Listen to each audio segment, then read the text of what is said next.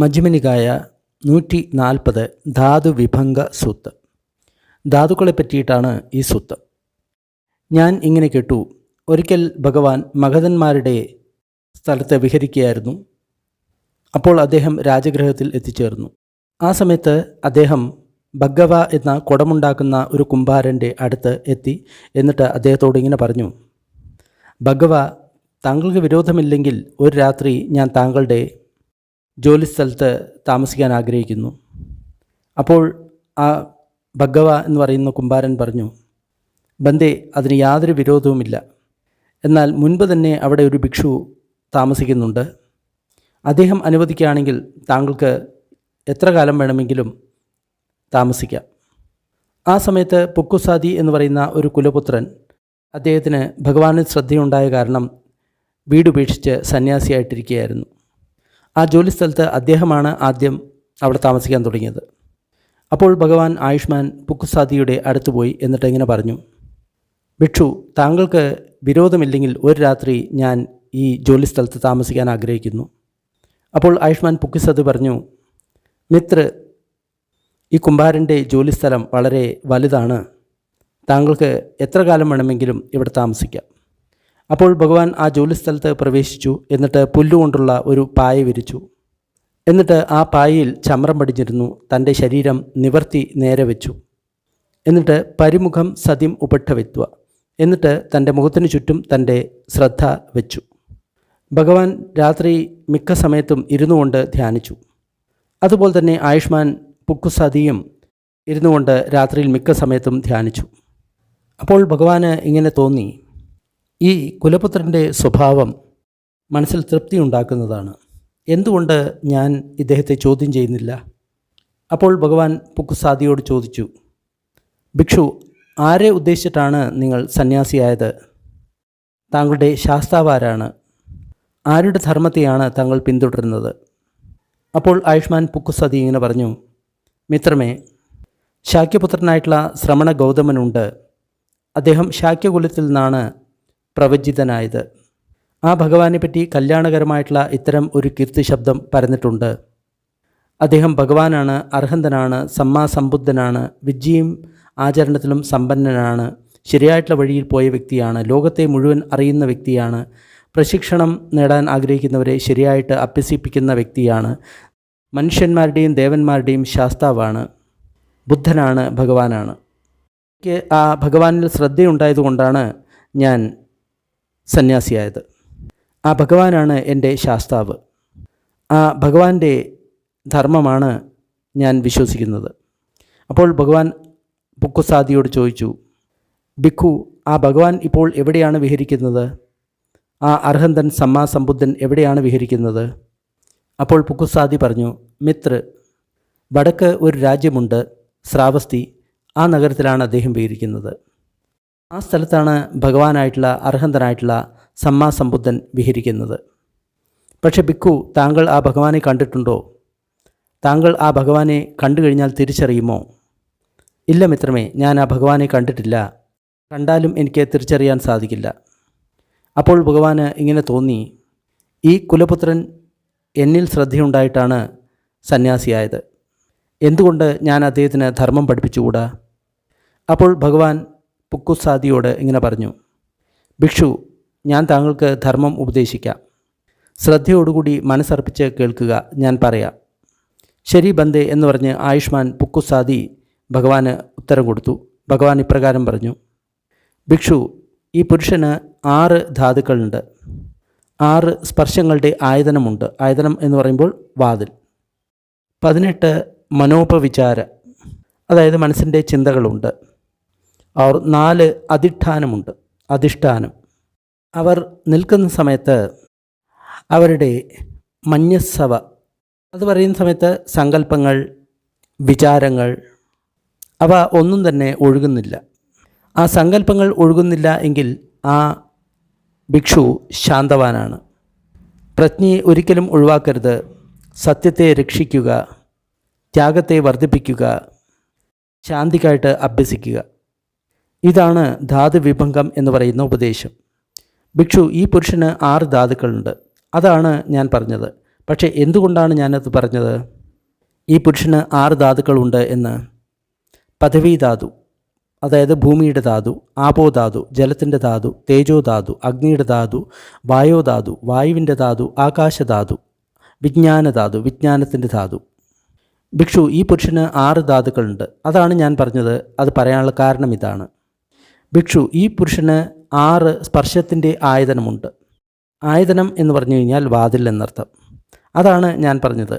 പക്ഷേ എന്തുകൊണ്ടാണ് ഞാനത് പറഞ്ഞത്? ചക്കുസംഫസ്സായതനം, അതായത് ചക്ഷുവിൽ സ്പർശമുണ്ടാകുന്ന ആയതനം. സോതസംഫസ്സായതനം, കാതിൽ സ്പർശമുണ്ടാകുന്ന ആയതനം.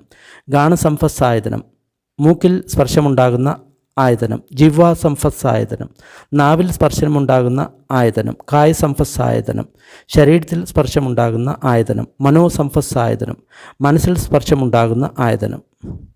ഭിക്ഷു, ഈ പുരുഷന് 6 സ്പർശത്തിൻ്റെ ആയതനമുണ്ട്. അതാണ് ഞാൻ പറഞ്ഞത്. ഞാൻ പറഞ്ഞാലുള്ള കാരണം ഇതാണ്. ഭിക്ഷു, ഈ പുരുഷന് 18 മനോപവിചാരങ്ങളുണ്ട്. അതായത് 18 തരത്തിലുള്ള മനസ്സിൻ്റെ വിചാരങ്ങൾ. അതാണ് ഞാൻ പറഞ്ഞത്. പക്ഷേ എന്തുകൊണ്ടാണ് ഞാനത് പറഞ്ഞത്? ചക്കുണ രൂപം ദിസ്വ, കണ്ണിനാൽ ഒരു രൂപം കാണുന്ന സമയത്ത് സോമനസഠാനീയം രൂപം ഉപവിചരതി. ആ രൂപത്തിനാൽ മനസ്സിന് സന്തോഷം ഉണ്ടാകുന്നു, സന്തോഷത്തിൻ്റെ സ്ഥാനമുണ്ടാകുന്നു. ദോമനസഠാനീയം രൂപം ഉപവിചരതി, സങ്കടത്തിൻ്റെ സ്ഥാനം മനസ്സിലുണ്ടാകുന്നു. ഉപേക്ഷാഠാനം രൂപം ഉപവിചരതി, ആ രൂപത്തിൽ ഉപേക്ഷ എന്ന് പറയുന്ന സങ്കല്പം ഉണ്ടാകുന്നു. അതേപോലെ തന്നെ കാതിനാൽ ശബ്ദം കേൾക്കുന്ന സമയത്ത്, മൂക്കിനാൽ ഗന്ധം ശ്വസിക്കുന്ന സമയത്ത്, നാവിനാൽ രസം രുചിക്കുന്ന സമയത്ത്, ശരീരത്താൽ സ്പർശിക്കുന്ന സമയത്ത്, മനസ്സിൽ ധർമ്മം ഉൽപ്പന്നം ആകുന്ന സമയത്ത് മനസ്സിൽ സോമനസസ്ഥാനം, ദോമനസസ്ഥാനം, ഉപേക്ഷാസ്ഥാനം ഇത് 3 ഉണ്ടാകുന്നു. അതായത് സന്തോഷം, ദുഃഖം, സമത. അതിനാൽ 6 സന്തോഷത്തിൻ്റെ സ്ഥാനങ്ങളുണ്ട്, 6 ദോർമനസത്തിൻ്റെ അല്ലെങ്കിൽ സങ്കടത്തിൻ്റെ സ്ഥാനങ്ങളുണ്ട്, 6 ഉപേക്ഷ അല്ലെങ്കിൽ സമതിയുടെ സ്ഥാനങ്ങളുണ്ട്. ഭിക്ഷു, ഈ പുരുഷന് 18 മനസ്സിൻ്റെ സങ്കല്പങ്ങളുണ്ട്. അതാണ് ഞാൻ പറയാനുള്ള കാരണം ഇതാണ്. ഭിക്ഷു, ഈ പുരുഷന് 18 അധിഷ്ഠാനങ്ങളുണ്ട്. അതാണ് ഞാൻ പറഞ്ഞത്. പക്ഷേ എന്തുകൊണ്ടാണ് ഞാനത് പറഞ്ഞത്?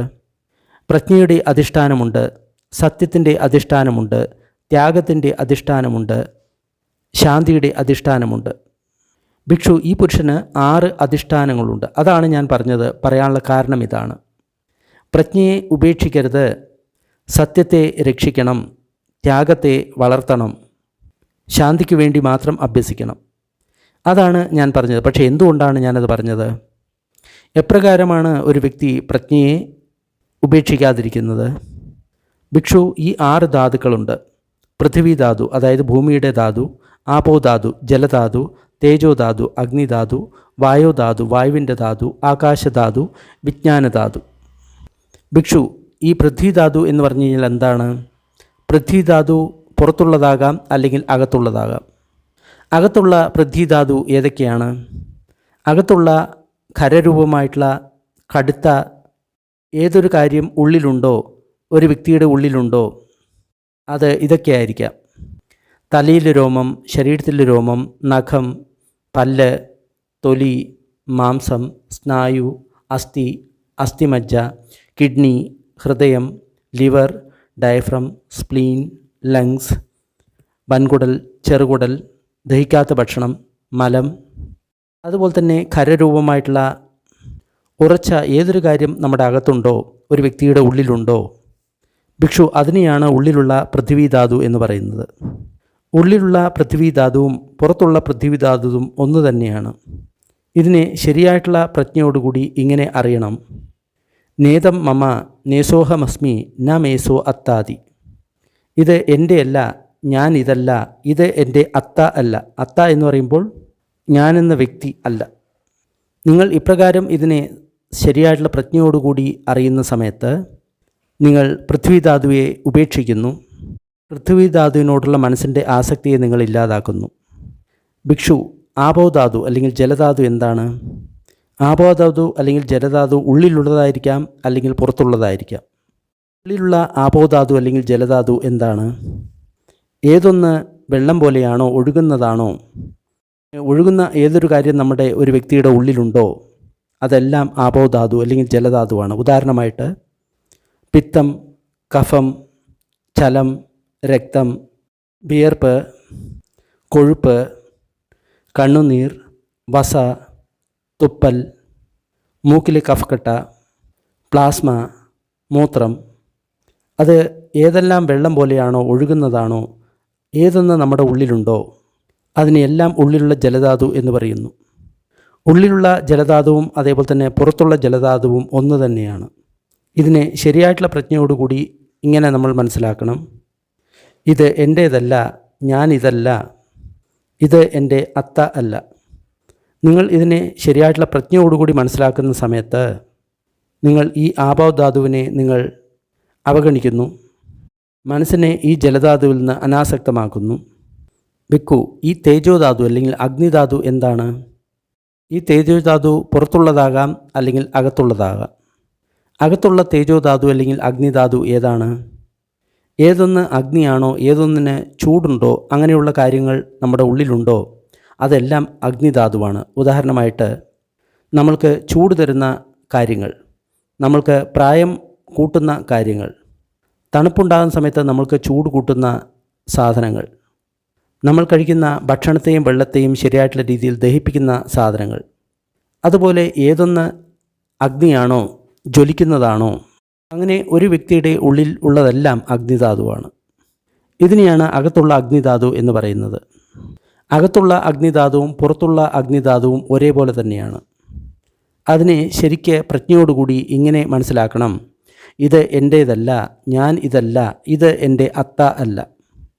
താങ്കൾ അതിനെ ശരിയായിട്ടുള്ള പ്രജ്ഞയോടുകൂടി മനസ്സിലാക്കുന്ന സമയത്ത് നിങ്ങൾ ഈ അഗ്നിധാതുവിനെ ഒഴിവാക്കുന്നു, മനസ്സിനെ അഗ്നിധാതുവിൽ നിന്ന് അനാസക്തമാക്കുന്നു.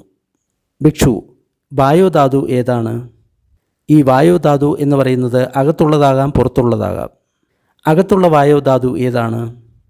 അകത്ത് ഏതൊരു കാറ്റുണ്ടോ, കാറ്റിനെ പോലെ ഇളകിക്കൊണ്ടിരിക്കുന്നു, അതെല്ലാം വായോധാതുവാണ്. ഉദാഹരണമായിട്ട് നമ്മുടെ ഉള്ളിലുള്ള വായു അകത്തേക്കും പുറത്തേക്കും പോകുന്നത്, വയറ്റിലുള്ള വായു, കുടലുകളിൽ ഉള്ള വായു, കാലുകളിലൂടെ ഒഴുകുന്ന വായു, മൂക്കിലൂടെ അകത്തേക്കും പുറത്തേക്കും പോകുന്ന ശ്വാസം. അതുപോലെ ഏതൊന്ന് വായുവാണോ, അങ്ങനെ ഉള്ളിൽ ഏതെല്ലാം ഉണ്ടോ ഒരു വ്യക്തിയുടെ ഉള്ളിൽ, അതെല്ലാം വായുധാതുവാണ്, അകത്തുള്ള വായുധാതുവാണ്. അകത്തുള്ള വായുധാതുവും പുറത്തുള്ള വായുധാതുവും ഒന്ന് തന്നെയാണ്. അതിനെ ശരിയായിട്ടുള്ള പ്രജ്ഞയോടുകൂടി മനസ്സിലാക്കണം. ഇത് എൻ്റെയല്ല, ഞാൻ ഇതല്ല, ഇത് എൻ്റെ അത്ത അല്ല. ഇതുപോലെ താങ്കൾ ശരിയായിട്ടുള്ള അറിവോടുകൂടി ഇതിനെ കാണുന്ന സമയത്ത് ആ വായുധാതുവിനെ നിങ്ങൾ അവഗണിക്കുന്നു, മനസ്സിനെ വായുധാതുവിൽ നിന്ന് അനാസക്തമാക്കുന്നു. ഭിക്കു, ഏതാണ് ആകാശധാതു? ആകാശധാതു അകത്തുള്ളതാകാം, പുറത്തുള്ളതാകാം. അകത്തുള്ള ആകാശധാതു ഏതാണ്? ഏതൊന്നിൽ ആകാശമുണ്ടോ, ആകാശം ഉള്ളതാണോ, അങ്ങനെ എന്തെല്ലാം ഉള്ളിലുണ്ടോ അതെല്ലാം ആകാശധാതുവാണ്. കാതിലെ ദ്വാരം, മൂക്കിലെ ദ്വാരം, വായിലെ ദ്വാരം, കഴിച്ചതും കുടിച്ചതുമായിട്ടുള്ള ഭക്ഷണങ്ങൾ ഇറങ്ങാനുള്ള ദ്വാരം, ആ ഭക്ഷണം നിൽക്കുന്ന സ്ഥലം, ആ കഴിച്ച സാധനങ്ങളെ പുറത്തു കളയാനുള്ള താഴെയുള്ള ദ്വാരം. ഭിക്ഷു, ഇതിനെയാണ് ഉള്ളിലുള്ള ആകാശധാതു എന്ന് പറയുന്നത്. ഉള്ളിലുള്ള ആകാശധാതുവും പുറത്തുള്ള ആകാശധാതുവും ആകാശധാതു തന്നെയാണ്. ഇതിനെ ശരിയായിട്ടുള്ള പ്രജ്ഞയോടുകൂടി ഇങ്ങനെ മനസ്സിലാക്കണം. ഇത് എൻ്റെയല്ല, ഞാനിതല്ല, ഇത് എൻ്റെ അത്ത അല്ല. ഇങ്ങനെ ശരിയായിട്ടുള്ള പ്രജ്ഞയോടുകൂടി ഇതിനെ മനസ്സിലാക്കുന്ന സമയത്ത് നിങ്ങൾ ആ ആകാശധാതുവിനെ അവഗണിക്കുന്നു, ആ ആകാശധാതുവിൽ നിന്ന് മനസ്സ് അനാസക്തമാക്കുന്നു. അപ്പോൾ മനസ്സിൽ വിജ്ഞാനം മാത്രമേ ഉണ്ടാകുന്നുള്ളൂ, പരിശുദ്ധം ആയിട്ടുള്ള ഉജ്ജ്വലമായിട്ടുള്ള വിജ്ഞാനം മാത്രമേ ഉണ്ടാകുന്നുള്ളൂ. അതായത് ഇപ്പോൾ സംഭവിക്കുന്നത് എന്താണെന്ന് വെച്ച് കഴിഞ്ഞാൽ മറ്റുള്ള ഒരു കാര്യത്തിനെയും ആ വ്യക്തി ചിന്തിക്കുന്നില്ല, വിജ്ഞാനം മാത്രമേ ഉണരുന്നുള്ളൂ. അതിനുശേഷമുള്ള കാര്യങ്ങളൊന്നും മനസ്സിൽ സംഭവിക്കുന്നില്ല. ആ വിജ്ഞാനം എന്താണ് അറിയുന്നത്? ആ വിജ്ഞാനം ഇത് സുഖമാണ് എന്ന് മനസ്സിലാക്കുന്നു, ദുഃഖമാണ് എന്ന് മനസ്സിലാക്കുന്നു, അദുഃഖം അസുഖം, അതായത് ന്യൂട്രലായിട്ടുള്ള കാര്യമാണ് എന്ന് മനസ്സിലാക്കുന്നു.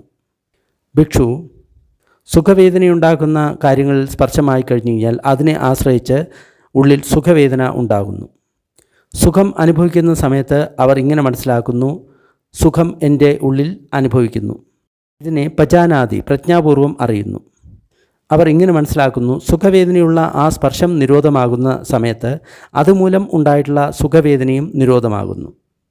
ഭിക്ഷു, ദുഃഖവേദനയുണ്ടാകുന്ന സ്പർശത്തെ ആശ്രയിച്ച് ഉള്ളിൽ ദുഃഖവേദന ഉൽപ്പന്നമാകുന്നു. ദുഃഖവേദന അനുഭവിക്കുന്ന സമയത്ത് അവർ ഇങ്ങനെ അറിയുന്നു, എനിക്ക് ദുഃഖവേദന ഉണ്ടാകുന്നു. ഇത് അവർ പ്രജ്ഞാപൂർവം അറിയുന്നു. ദുഃഖവേദനയുണ്ടാകുന്ന ആ സ്പർശം നിരോധമാകുന്ന സമയത്ത് അതുമൂലം അതിനെ ആശ്രയിച്ച് ഉണ്ടായിട്ടുള്ള ഈ ദുഃഖവേദനയും നിരോധമാകുന്നു എന്ന് അവർ പ്രജ്ഞാപൂർവം അറിയുന്നു. അദുഃഖമസുഖ വേദന, അതായത് ന്യൂട്രലായിട്ടുള്ള വേദന ഉണ്ടാകുന്ന സ്പർശത്തെ സ്പർശിക്കുന്ന സമയത്ത് അതിനെ ആശ്രയിച്ചിട്ട് അദുഃഖമസുഖ വേദന അല്ലെങ്കിൽ ന്യൂട്രലായിട്ടുള്ള വേദന ഉള്ളിലുണ്ടാകുന്നു. അവരുടെ ഉള്ളിൽ അദുഃഖമസുഖം അല്ലെങ്കിൽ ന്യൂട്രലായിട്ടുള്ള വേദന ഉണ്ടാകുന്ന സമയത്ത് അവർ ഇതിനെ ഇങ്ങനെ അറിയുന്നു, അദുഃഖമസുഖമായിട്ടുള്ള വേദന എന്നിൽ ഉണ്ടായിട്ടുണ്ട്. അപ്പോൾ അവർ ഇങ്ങനെ മനസ്സിലാക്കുന്നു, അദുഃഖ അസുഖ വേദനയുണ്ടാകുന്ന സ്പർശം നിരോധമാകുന്ന സമയത്ത് അതിനെ ആശ്രയിച്ചുണ്ടാകുന്ന അദുഃഖ അസുഖ വേദനയും നിരോധമാകുന്നു. ഭിക്ഷു, നിങ്ങൾ 2 കമ്പുകളെ പരസ്പരം ഉരസുന്ന സമയത്ത് അതിൽ ചൂടുണ്ടാകുന്നു, അഗ്നി ഉണ്ടാകുന്നു. എന്നാൽ ആ 2 കമ്പുകളെയും അകറ്റി കിടത്തുകയാണെങ്കിൽ അതിലുണ്ടാകുന്ന ചൂടുണ്ടാകുന്നില്ല, അതേപോലെ തന്നെ അഗ്നിയും ഉണ്ടാകുന്നില്ല. അതുപോലെ തന്നെയാണ് ഭിക്ഷു, സുഖമായിട്ടുള്ള വേദന ഉണ്ടാകുന്നത് അതിനുള്ള കാരണം സുഖവേദന ഉണ്ടാക്കുന്ന സ്പർശം ഉണ്ടാകുന്നതാണ്. ദുഃഖവേദന ഉണ്ടാകാനുള്ള കാരണം ദുഃഖവേദന ഉണ്ടാക്കുന്ന ആ സ്പർശം ഉണ്ടാകുന്നതാണ്. അദുഃഖ അസുഖ വേദന ഉണ്ടാകാനുള്ള കാരണം ആ അദുഃഖ അസുഖ വേദന ഉണ്ടാകുന്ന സ്പർശം ഉണ്ടാകുന്നത് കൊണ്ടാണ്. അതില്ലാതെ കഴിഞ്ഞാൽ ആ ന്യൂട്രലായിട്ടുള്ള അദുഃഖ അസുഖ വേദനയും ഇല്ലാതാവും. അപ്പോൾ അവരിൽ ആ ഉപേക്ഷ അല്ലെങ്കിൽ സമത മാത്രം നിലനിൽക്കുന്നു. ആ സമത പരിശുദ്ധമാണ്, ഉജ്ജ്വലമാണ്, മൃദുവാണ്, ജോലി ചെയ്യിക്കാവുന്നതാണ്, പ്രകാശമാനമാണ്. ഇത് ഇപ്രകാരമാണ്. സമർത്ഥനായിട്ടുള്ള ഒരു സ്വർണ്ണപ്പണിക്കാരൻ അല്ലെങ്കിൽ ആ സ്വർണ്ണപ്പണിക്കാരൻ്റെ ശിഷ്യൻ ആ വ്യക്തി ഒരു മൂശയുണ്ടാക്കുന്നു. ആ മൂശയിൽ തീ കത്തിക്കുന്നു. എന്നിട്ട് ചവണ കൊണ്ട് കുറച്ച് സ്വർണ്ണത്തെ എടുത്ത് ആ മൂശയിൽ ഇടുന്നു. സമയാസമയത്ത് ആ മൂശയിൽ അദ്ദേഹം കാറ്റ് അടിപ്പിക്കുന്നു. സമയാസമയത്ത് അതിൽ വെള്ളം തളിക്കുന്നു. സമയത്തിൽ അത് നോക്കുക മാത്രം ചെയ്യുന്നു. അപ്പോൾ ആ സ്വർണം മൃദുവാകുന്നു, ജോലി ചെയ്യിപ്പിക്കാവുന്നതാവുന്നു, പ്രകാശമാനമാവുന്നു, പൊട്ടിപ്പോകുന്നതല്ല, അതിനെ കൊണ്ട് ജോലി ചെയ്യിപ്പിക്കാവുന്നതാണ്. അപ്പോൾ ആ സ്വർണ്ണപ്പണിക്കാരന് ആ സ്വർണം കൊണ്ട് ഏത് തരത്തിലുള്ള ആഭരണം ഉണ്ടാക്കണമെങ്കിലും അവർക്കത് ഉണ്ടാക്കാൻ സാധിക്കും. ഉദാഹരണമായിട്ട് കയ്യിലുള്ള ആഭരണം, കാതിലുള്ള ആഭരണം, കഴുത്തിലുള്ള ആഭരണം, അല്ലെങ്കിൽ കഴുത്തിൻ്റെ ഒരു സ്വർണത്തിൻ്റെ മാല. അതുപോലെ അവിടെ പരിശുദ്ധമായിട്ടുള്ള സമത മാത്രം ഉണ്ടാകുന്നു. അത് പരിശുദ്ധമാണ്, ഉജ്ജ്വലമാണ്, മൃദുവാണ്, ജോലി ചെയ്യിപ്പിക്കാവുന്നതാണ്, പ്രകാശമാനമാണ്. അപ്പോൾ അവർ ഇങ്ങനെ മനസ്സിലാക്കുന്നു, ഞാൻ പരിശുദ്ധമായിട്ടുള്ള ഉജ്ജ്വലമായിട്ടുള്ള ഈ സമതയെ അനന്ത ആകാശം എന്ന് പറയുന്ന സ്ഥിതിയിൽ വയ്ക്കുകയാണെങ്കിൽ, എന്നിട്ട് എൻ്റെ മനസ്സിനെ അതിനനുസരിച്ച് ഭാവന ചെയ്യുകയാണെങ്കിൽ, എൻ്റെ മനസ്സിലെ ഈ സമത അതിനെ ആശ്രയിച്ചുകൊണ്ട് അതിനെ പിടിക്കുന്നു, അതിൽ തന്നെ വളരെ സമയം നിൽക്കുന്നു. അതായത് 5ാമത്തെ ധ്യാനത്തെക്കുറിച്ചിട്ടാണ് ഇവിടെ പറയുന്നത്. അതേപോലെ തന്നെ പരിശുദ്ധവും ഉജ്ജ്വലവുമായിട്ടുള്ള ഈ സമതയെ ഞാൻ വിജ്ഞാനഞ്ചായതനം എന്ന് പറയുന്ന അവസ്ഥയിൽ നിർത്തുകയാണെങ്കിൽ അതിനെ എൻ്റെ ഈ സമത ആശ്രയിക്കുന്നു, വളരെ കാലം നിലനിൽക്കുന്നു. ഞാൻ ഈ ഉജ്ജ്വലവും പരിശുദ്ധവുമായിട്ടുള്ള സമതയെ അകിഞ്ചന്യായതനം എന്ന് പറയുന്ന തലത്തിൽ നിർത്തുകയാണെങ്കിൽ എൻ്റെ മനസ്സിനെ അതിൽ എനിക്ക് ഭാവന ചെയ്യാൻ സാധിക്കും. അതിൽ ഈ സമത വളരെ കാലം നിലനിൽക്കുന്നതാണ്. ഞാൻ ഈ പരിശുദ്ധവും ഉജ്ജ്വലവുമായിട്ടുള്ള സമതയെ നേവസന്യാനാസന്യായധനം അതിൽ നിർത്തുകയാണെങ്കിൽ, അതായത് 8ാമത്തെ ധ്യാനത്തിൽ നിർത്തുകയാണെങ്കിൽ എൻ്റെ മനസ്സിനെ അതിനനുസരിച്ച് ഭാവന ചെയ്യാൻ സാധിക്കും. പരിശുദ്ധമായിട്ടുള്ള ഉജ്ജ്വലമായിട്ടുള്ള ഈ സമത വളരെ കാലം നിലനിൽക്കുകയും ചെയ്യും. അവർ ഇങ്ങനെ മനസ്സിലാക്കുന്നു, ഞാൻ ഈ പരിശുദ്ധവും ഉജ്ജ്വലമായിട്ടുള്ള സമതയെ ആകാശഞ്ചായതന എന്ന് പറയുന്ന സ്ഥലത്ത് നിർത്തുകയാണെങ്കിൽ എൻ്റെ മനസ്സ് അതിനനുസരിച്ച് ഭാവന ചെയ്യപ്പെടും. എന്നാൽ സംഘാതമേതം, എന്നാൽ അത് സംസ്കാരത്താൽ ആശ്രിതമാണ്. അതായത് നമ്മൾ അങ്ങനെ ഭാവന ചെയ്യുന്ന സമയത്ത് അതിലും സംസ്കാരം ഉണ്ടാകുന്നുണ്ട്. ആകാശഞ്ചായതനത്തിൻ്റെ സംസ്കാരം. ഞാൻ ഈ പരിശുദ്ധമായിട്ടുള്ള ഉജ്ജ്വലമായിട്ടുള്ള സമതിയെ അനന്ത വിജ്ഞാനത്തിൽ അർപ്പിക്കുകയാണെങ്കിൽ അത് അവിടെയും ഭാവന ചെയ്യപ്പെടും. പക്ഷേ അതും സംസ്കാരത്താൽ ഉണ്ടായപ്പെട്ടതാണ്. അതേപോലെ തന്നെ ഞാൻ ഈ സമതിയെ അഖ്യഞ്ജന്യായതനത്തിൽ അർപ്പിക്കുകയാണെങ്കിൽ അവിടെയും ഭാവന നടക്കപ്പെടും. പക്ഷേ അതും സംസ്കാരത്താൽ ഉണ്ടായതാണ്. ഞാൻ ഈ സമതിയെ നേവസന്യ നാസന്യായതന എന്ന് പറയുന്ന കാര്യത്തിൽ അർപ്പിക്കുകയാണെങ്കിൽ അതും അവിടെ ഭാവന ചെയ്യപ്പെടും. പക്ഷേ അതും സംസ്കാരത്താൽ പ്രേരിതമാണ്. സംഘാതം, അതിനാൽ അവർ അത്തരത്തിലുള്ള ഒരു സംസ്കാരവും ഉണ്ടാക്കുന്നില്ല. അങ്ങനെ അടുത്ത ഭവത്തിനായിട്ടോ ഭവം ഇല്ലാതിരിക്കുന്നതിനോ അവർ ആഗ്രഹിക്കുന്നില്ല. അതുമൂലം ഈ ലോകത്തിലുള്ള ഒരു കാര്യത്തെയും അവർ ഉപാധീയതി, ഒരെണ്ണത്തിനെയും അവർ ഒട്ടിപ്പിടിക്കുന്നില്ല. ഒട്ടിപ്പിടിക്കാത്തതുകൊണ്ട് അവർക്ക് മനസ്സിൽ ഒരു പ്രയാസവുമില്ല. പ്രയാസമില്ലാത്തതുകൊണ്ട് അവർ പരിനിർവാണം നേടുന്നു. അപ്പോൾ അവർ ഇങ്ങനെ മനസ്സിലാക്കുന്നു, എൻ്റെ പുനർജന്മം അവസാനിച്ചു, ബ്രഹ്മചര്യ ജീവിതം പൂർത്തിയായി, ഏതൊന്ന് ചെയ്യേണ്ടതുണ്ട് അത് ചെയ്തു, ഇനി എനിക്ക് ഒരു ഭവത്തിലും ഞാൻ പുനർജനിക്കില്ല. അവർ സുഖകരമായിട്ടുള്ള ഒരു വേദന അനുഭവിക്കുന്ന സമയത്ത് അവർ ഇങ്ങനെ മനസ്സിലാക്കുന്നു, ഇത് അനിത്യമാണ്. അതിനാൽ അവർ അതിനോട് ആസക്തരാകുന്നില്ല, അതിനെ അവർ ആസ്വദിക്കുന്നില്ല.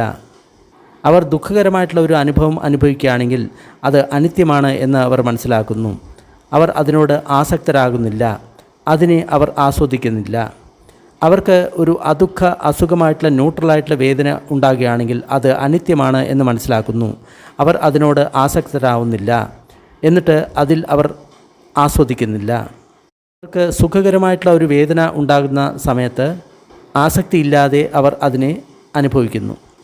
അവർ ദുഃഖകരമായിട്ടുള്ള ഒരു അനുഭവം അനുഭവിക്കുന്ന സമയത്ത് ആസക്തിയില്ലാതെ അവർ അനുഭവിക്കുന്നു. അദുഃഖ അസുഖമായിട്ടുള്ള ഒരു വേദന അവർ അനുഭവിക്കുന്ന സമയത്ത് ആസക്തിയില്ലാതെ ആ അദുഃഖ അസുഖവേദന അവർ അനുഭവിക്കുന്നു. ശരീരത്തിൻ്റെ അന്ത്യം വന്നുകൊണ്ടിരിക്കുകയാണ് എന്ന് അവർ അനുഭവിക്കുന്ന സമയത്ത് അവർ ഇങ്ങനെ മനസ്സിലാക്കുന്നു, ഈ ശരീരത്തിൻ്റെ അന്ത്യം വന്നുകൊണ്ടിരിക്കുകയാണ്, അത് എനിക്ക് മനസ്സിലാക്കാൻ സാധിക്കുന്നു, അനുഭവിക്കാൻ സാധിക്കുന്നു. ഈ ജീവിതത്തിൻ്റെ അവസാനം അനുഭവിക്കുന്ന സമയത്ത് അവർ ഇങ്ങനെ മനസ്സിലാക്കുന്നു, ഈ ജീവിതത്തിൻ്റെ അവസാനം വരുന്നതായിട്ട് എനിക്ക് അനുഭവിക്കാൻ സാധിക്കുന്നു. അപ്പോൾ അവർ ഇങ്ങനെ മനസ്സിലാക്കുന്നു, എൻ്റെ ശരീരം ഇല്ലാതാകുന്ന സമയത്ത് എൻ്റെ ജീവിതം അവസാനിക്കുന്നു. ഏതൊരു കാര്യം അനുഭവിക്കുന്നുവോ ഞാൻ അതിൽ ഒന്നും തന്നെ ആസ്വദിക്കുന്നില്ല. അതിനാൽ ഞാൻ ഇവിടെ തന്നെ ശാന്തമായിട്ട് തീരും, ശീതളമായിട്ട് തീരും, അതായത് നിർവ്വാണം നേടും. ഉദാഹരണമായിട്ട് ഒരു ദീപം അത് കത്തുന്നത് എണ്ണയെയും അതേപോലെ തന്നെ തിരിയെയും ആശ്രയിച്ചിട്ടാണ്. ആ എണ്ണയും തിരിയും തീരുന്ന സമയത്ത് ആ ഇന്ധനം അവസാനിക്കുന്നതുകൊണ്ട് ആ ദീപവും അണഞ്ഞു പോകുന്നു. അതുപോലെ തന്നെ ശരീരത്തിൻ്റെ അന്ത്യം വരികയാണ് എന്ന് അനുഭവിക്കുന്നു. അപ്പോൾ അവർ ഇങ്ങനെ മനസ്സിലാക്കുന്നു, എൻ്റെ ശരീരത്തിൻ്റെ അന്ത്യം വരുന്നതായിട്ട് ഞാൻ അനുഭവിക്കുന്നു. ജീവിതത്തിൻ്റെ അവസാനം വരുന്നതായിട്ട് അനുഭവിക്കുന്ന സമയത്ത് അവർ ഇങ്ങനെ മനസ്സിലാക്കുന്നു, ജീവിതത്തിൻ്റെ അവസാനം വരികയാണ് എന്ന് ഞാൻ മനസ്സിലാക്കുന്നു, അനുഭവിക്കുന്നു. അവർ ഇങ്ങനെ മനസ്സിലാക്കുന്നു, എൻ്റെ ശരീരം വിടുന്ന സമയത്ത്, എൻ്റെ ശരീരം അവസാനിക്കുന്ന സമയത്ത് ഏതൊരു കാര്യം ഞാൻ അനുഭവിച്ചുവോ പക്ഷേ അതിൽ ഒന്നും തന്നെ ഞാൻ ആസ്വദിക്കുന്നില്ല. അതിനാൽ അത് ഇവിടെ തന്നെ ശീതളമായിട്ട് തീരും. അങ്ങനെ ഒരു ഭിക്ഷു ഇത്തരം പരമമായിട്ടുള്ള ജ്ഞാനത്തിൽ അധിഷ്ഠിതനായിട്ട് വിഹരിക്കുന്നു. ഭിക്ഷു, ഇതാണ് ഏറ്റവും പരമമായിട്ടുള്ള ആര്യപ്രജ്ഞ, സബ്ബദുഃഖ കയജ്ഞാനം, അതായത് എല്ലാ ദുഃഖവും ക്ഷയമായി എന്നുള്ള ജ്ഞാനം. ഈ ഒരു വിമുക്തി സത്യത്തിൽ സ്ഥിതമാണ്. അതിനാൽ അത് ഒരിക്കലും ഇളകുന്നില്ല. എന്തെന്നാൽ ഏതൊന്ന് നുണയിൽ ആശ്രയിച്ചിട്ടുള്ളതാണോ അത് ഇളകുന്ന പ്രകൃതമുള്ളതാണ്. എന്നാൽ സത്യത്തിൽ ആശ്രയിച്ചിരിക്കുന്ന കാര്യം ഒരിക്കലും ഇളകാത്ത പ്രകൃതമുള്ളതാണ്. അതാണ് നിർവ്വാണം. അതിനാൽ ആ ഭിക്ഷു പരമമായിട്ടുള്ള സത്യത്തിൽ ആശ്രയിച്ചിട്ട് ഇരിക്കുന്നു. ഭിക്ഷു പരമമായിട്ടുള്ള സത്യം ഇതുതന്നെയാണ്, അത് ഇളകാത്തതാണ്, അതുതന്നെയാണ് നിബ്ബാണം. അവർ അവിദ്യയിൽ ആയിരിക്കുന്ന സമയത്ത് അവർ ഒരുപാട് ആസക്തി ഉണ്ടായിരുന്നു. അതിനെല്ലാം അവർ മൂലത്തിൽ തന്നെ വെട്ടിമാറ്റി തലയില്ലാത്ത ഒരു പനമരം പോലെ ആക്കി അവയെല്ലാം പരിപൂർണമായിട്ട് നശിപ്പിച്ചു. അതിനാൽ ഭാവിയിൽ ഒരിക്കലും അത് മുളയ്ക്കില്ല. ഒരു ഭിക്ഷു ഇതുപോലെ തന്നെ ഏറ്റവും പരമമായിട്ടുള്ള ത്യാഗത്തിൽ അധിഷ്ഠിതമാകുന്നു. ഭിക്ഷു ഇത് തന്നെയാണ് പരമമായിട്ടുള്ള ത്യാഗം. സബ് ഉപാധി പടി നിസ്സക്കോ, എല്ലാ ഉപാധികളെയും അതിനെ ഉപേക്ഷിക്കൽ. അവരിൽ അവിദ്യ ഉണ്ടായിരുന്ന സമയത്ത് അവർ അഭിജാലുക്കളായിരുന്നു, അതായത് എല്ലാം തൻ്റേതാകണം എന്ന ആഗ്രഹമുള്ളവരായിരുന്നു. ഒരുപാട് ഛന്ദ രാഗ ആസക്തിയുള്ളവരായിരുന്നു. അതിനെല്ലാം തന്നെ മൂലത്തിൽ തന്നെ ഛേദിച്ചു, തലയില്ലാത്തൊരു പനമരം പോലെ ആക്കി, അത് പരിപൂർണമായും ഇല്ലാതാക്കി. ഇനി ഒരിക്കലും ഭാവിയിൽ അത് മുളയ്ക്കുന്നതല്ല. അവർ അവിദ്യയുള്ള കാലത്ത് അവർക്ക് മറ്റുള്ളവരോട് നിന്ദയുണ്ടായിരുന്നു, ദ്വേഷമുണ്ടായിരുന്നു, വെറുപ്പുണ്ടായിരുന്നു. അതെല്ലാം മൂലത്തിൽ തന്നെ ഛേദിച്ചു, തലയില്ലാത്ത പനമരം പോലെ ആക്കി, അതിനെ പരിപൂർണമായിട്ടും തുടച്ചു മാറ്റി. ഒരിക്കലും ഭാവിയിൽ അത് മുളയ്ക്കില്ല. അവരുടെ മനസ്സിൽ അവിദ്യയുള്ളതായിരുന്നുകൊണ്ട് അവർ അവിദ്യയുള്ളവരായി, പരിപൂർണമായിട്ട് മോഹത്തിൽ ഉള്ളവരായി. അതിനെയെല്ലാം മൂലത്തിൽ തന്നെ വിച്ഛേദിച്ചു, തലയില്ലാത്ത പനമരം പോലെ ആക്കി, നശിപ്പിച്ചു. അത് ഒരിക്കലും പുനർജനിക്കില്ല, മുളയ്ക്കില്ല. അപ്രകാരം ഉള്ള ഒരു ഭിക്ഷുവിന് ഏറ്റവും പരമമായിട്ടുള്ള ശാന്തി ലഭിക്കുന്നു. പരമമായിട്ടുള്ള ശാന്തി ഇതുതന്നെയാണ്, രാഗദോഷ മോഹത്തിൻ്റെ ശാന്തി. രാഗവും ദ്വേഷവും മോഹവും ശാന്തമായി കഴിഞ്ഞാൽ അതുതന്നെയാണ് പരമമായിട്ടുള്ള ശാന്തി. പ്രജ്ഞയെ ഉപേക്ഷിക്കരുത്, സത്യത്തെ രക്ഷിക്കുക, ത്യാഗത്തെ വർദ്ധിപ്പിക്കുക, ശാന്തിക്കായി വേണ്ടി മാത്രം അഭ്യസിക്കുക. അതാണ് ഞാൻ പറഞ്ഞത്. അത് പറയാനുള്ള കാരണം ഇതാണ്. അവർ എവിടെ നിൽക്കുന്നോ അവരുടെ സങ്കല്പങ്ങൾ അവിടേക്ക് ഒഴുകുന്നില്ല. അവരുടെ സങ്കല്പങ്ങൾ ഒഴുകാതിരിക്കുന്ന സമയത്ത് അവർ ശാന്തിയുള്ള മുനിയാണ് എന്ന് പറയപ്പെടുന്നു. അതാണ് ഞാൻ പറഞ്ഞത്. പക്ഷേ എന്തുകൊണ്ടാണ് ഞാനിത് പറഞ്ഞത്? ഈ എല്ലാ കാര്യങ്ങളും സങ്കല്പങ്ങളാണ്. അതായത് ഞാനുണ്ട്, ഞാൻ ഇതാണ്, ഞാൻ ഇപ്രകാരത്തിലാകും, ഞാൻ ഇപ്രകാരത്തിൽ ആകില്ല, ഞാൻ ഇപ്രകാരത്തിലുള്ള രൂപം ഉള്ള വ്യക്തിയാകും, ഞാൻ രൂപമില്ലാത്ത വ്യക്തിയാകും, ഞാൻ സംഖ്യയുള്ള വ്യക്തിയാകും, ഞാൻ സംഖ്യയില്ലാത്ത വ്യക്തിയാകും, ഞാൻ സംഖ്യയുള്ളതോ സംഖ്യ ഇല്ലാത്തതോ ആയിട്ടുള്ള വ്യക്തിയാകും. ഇതെല്ലാം ചിന്തകൾ അല്ലെങ്കിൽ സങ്കല്പങ്ങളാണ്. ഇത് രോഗമാണ്, മുഴയാണ്, ഒരു അമ്പാണ്. എല്ലാ സങ്കല്പങ്ങൾക്കും അപ്പുറത്ത് പോയിട്ടുള്ള ഒരു ഋഷി ശാന്തനാണ്. ആ ശാന്തനായിട്ടുള്ള ഭിക്ഷു ഒരിക്കലും പുനർജനിക്കില്ല, ഒരിക്കലും വാർദ്ധക്യം വരില്ല, ഒരിക്കലും മരിക്കില്ല, ഒരിക്കലും അവർക്ക് ഇളക്കമുണ്ടാക്കുന്നതല്ല. അവർ ഒന്നിലും തന്നെ ആഗ്രഹിക്കുന്നില്ല. എന്തെന്നാൽ അവർക്ക് പുനർജന്മം ഉണ്ടാക്കുന്ന ഒരു കാര്യങ്ങളും ഇല്ല.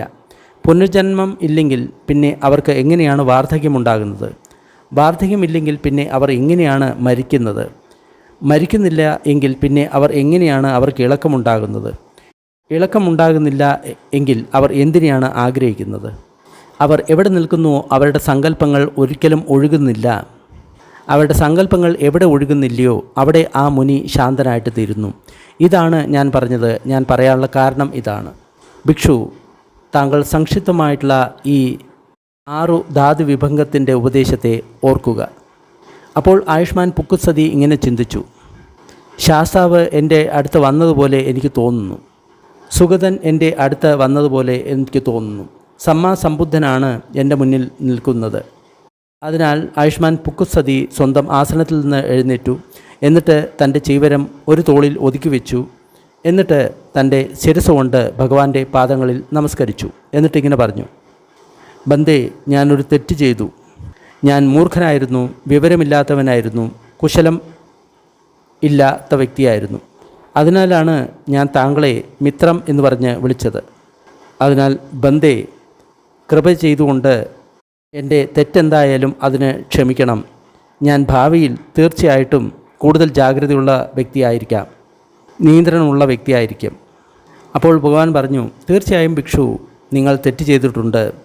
ഇത് മണ്ടത്തരമായിരുന്നു, ബുദ്ധിയില്ലായ്മയായിരുന്നു, അകുശലമായിരുന്നു നിങ്ങൾ ആ തരത്തിൽ പ്രവർത്തിച്ചത്.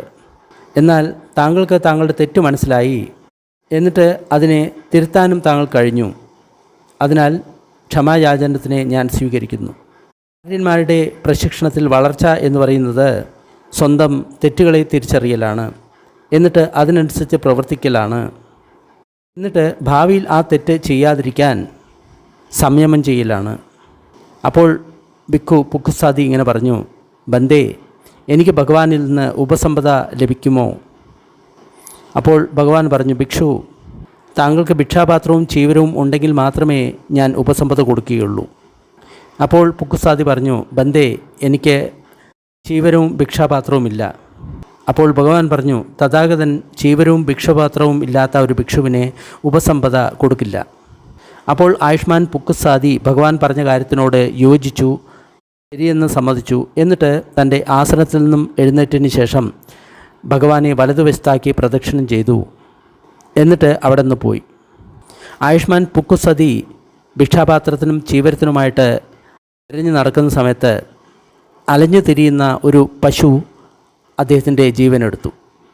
അപ്പോൾ ഒരുപാട് ഭിക്ഷുക്കൾ ഭഗവാന്റെ അടുത്ത് പോയി അദ്ദേഹത്തെ വന്ദിച്ചു. എന്നിട്ട് ഒരു ഭാഗത്തിരുന്നു. എന്നിട്ട് അദ്ദേഹത്തോട് ഇങ്ങനെ പറഞ്ഞു, ബന്ദേ, കുലപുത്രനായിട്ടുള്ള ഒരു ഭിക്ഷു, അദ്ദേഹത്തിൻ്റെ പേര് പുക്കുസാദി എന്ന് പറയുന്ന വ്യക്തിയായിരുന്നു. അദ്ദേഹം ഭഗവാനിൽ നിന്ന് വളരെ ചുരുങ്ങിയ ഒരു ഉപദേശം കേട്ടു. ആ പുക്കുസതി ഇപ്പോൾ സ്വന്തം ശരീരം ഉപേക്ഷിച്ചു. ആ പുക്കുസതി ഇപ്പോൾ എവിടെയാണ് പുനർജനിച്ചിരിക്കുന്നത്? അപ്പോൾ ഭഗവാൻ പറഞ്ഞു, ഭിക്ഷുക്കളെ, പുക്കുസതി പണ്ഡിതനാണ്. അദ്ദേഹം ധർമ്മത്തിന് അനുസരിച്ച് തന്നെയാണ് അഭ്യസിച്ചത്. ഈ ധർമ്മത്തെപ്പറ്റി അധികം ചോദ്യം ചോദിച്ച് അദ്ദേഹം എന്നെ ബുദ്ധിമുട്ടിച്ചില്ല. താഴെയുള്ള 5 സംയോജനങ്ങൾ ഇല്ലാതായിക്കൊണ്ട് പുക്കുസതി ബ്രഹ്മലോകത്ത് ഓപപാതികോ അപ്രകാരം തന്നെ പോയിട്ട് ജനിച്ചു. അവിടുന്ന് ഇനി മറ്റൊരു ലോകത്തിലേക്കും ആ വ്യക്തി തിരിച്ചു വരില്ല. അതായത് അനാഗാമിയായി അവിടുന്ന് തന്നെ അർഹന്തനാവും. ഇതാണ് ഭഗവാൻ പറഞ്ഞത്. ഭഗവാൻ പറഞ്ഞ കാര്യത്തെ ഭിക്ഷുക്കൾ അനുമോദിച്ചു, അതിൽ തൃപ്തരായി. ധാതുവിഭംഗ സൂത്തം നിഷ്ഠിതം. സൂത്തം ഇഷ്ടമായി കഴിഞ്ഞാൽ ലൈക്ക് ചെയ്യുക, ഷെയർ ചെയ്യുക. കൂടുതൽ സൂത്തങ്ങൾ ഡിസ്ക്രിപ്ഷൻ ബോക്സിലുണ്ട്. കൊടുത്ത സമയത്തേക്ക് നമ്മൾക്ക് പുണ്യവിതരണത്തിൻ്റെ അഭ്യാസം ചെയ്യാം. ദുഃഖം അനുഭവിക്കുന്ന സർവ്വപ്രാണികളും ദുഃഖത്തിൽ നിന്ന് വിമുക്തരാകട്ടെ. ഭയം അനുഭവിക്കുന്ന സർവ്വപ്രാണികളും ഭയത്തിൽ നിന്ന് വിമുക്തരാകട്ടെ. ശോകം അനുഭവിക്കുന്ന സർവ്വപ്രാണികളും ശോകത്തിൽ നിന്ന് വിമുക്തരാകട്ടെ. എല്ലാ പ്രാണികൾക്കും മുക്തി ലഭിക്കട്ടെ. നമ്മൾ നേടിയ ഈ പുണ്യത്തിൽ സർവ്വജീവികളും പങ്കാളികളാകട്ടെ. അതുമൂലം സർവ്വപ്രാണികൾക്കും സുഖവും സന്തോഷവും ഉണ്ടാകട്ടെ.